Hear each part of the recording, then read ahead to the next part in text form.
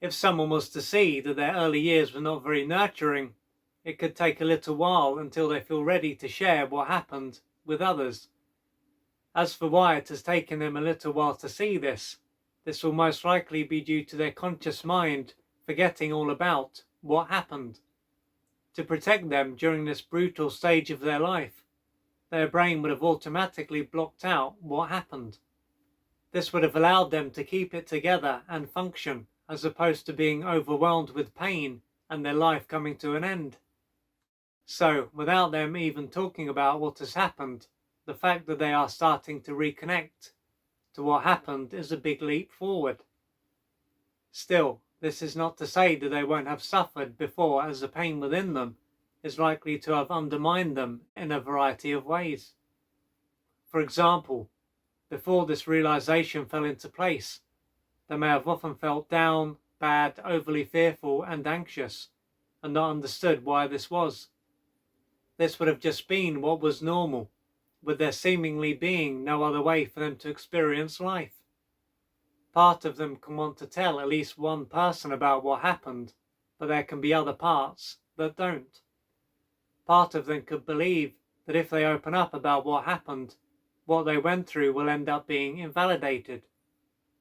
Therefore, they will be told that they are making it up, or that it wasn't as bad as they make out, for instance.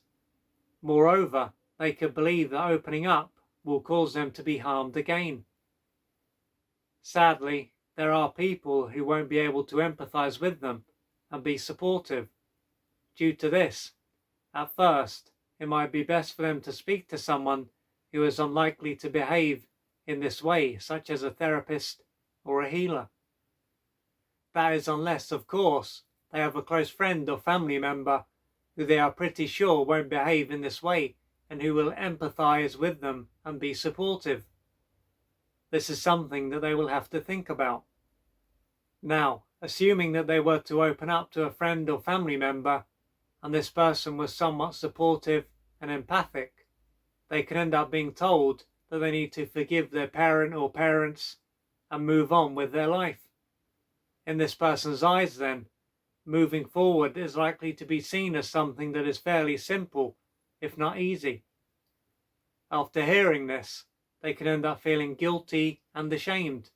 They could believe that they are just making a big deal out of something that happened perhaps decades ago and need to put it all behind them and stop wasting their life. Forgiveness is then going to be seen like a magic wand that will allow them to put the past behind them and live a fulfilling life.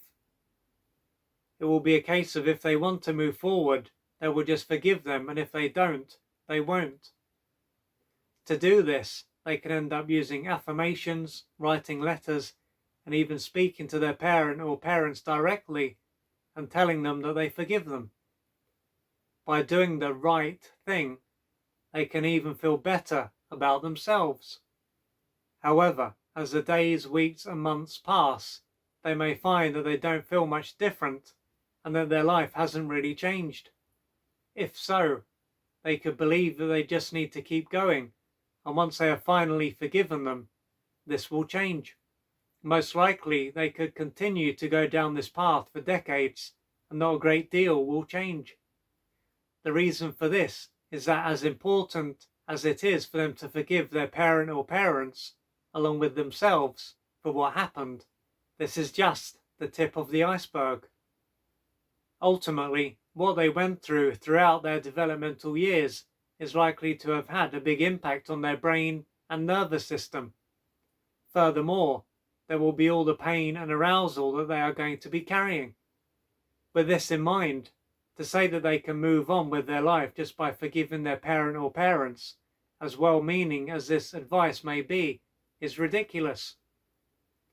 It's a bit like telling a car that has recently been written off, that if it just forgives the other car, it will be able to carry on as before.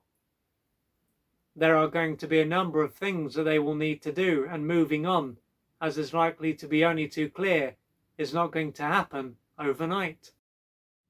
Just as with the car that has been written off, it will take a considerable amount of time for them to find their feet and to live a life that is worth living.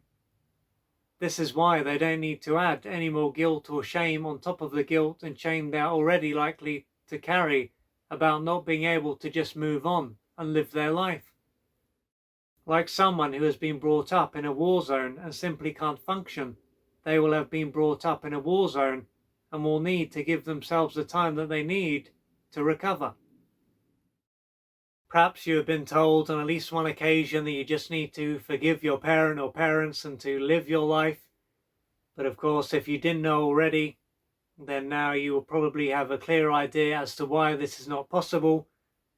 Because what happened didn't just affect your intellect. It's not just a case of changing your thoughts and behaving differently. What took place will have affected your whole system. And this is why you can't just think your way and behave your way out of what happened. So as well-meaning as this advice is, it is coming from a place of not understanding the effect that early abuse and or neglect can have. And it can take a fair amount of time for you to truly be able to find your feet, as I said, and to live a great life. And as you are on your own path, you've got to go at a rate that is right for you. And perhaps right now forgiving your parent or parents is not your priority.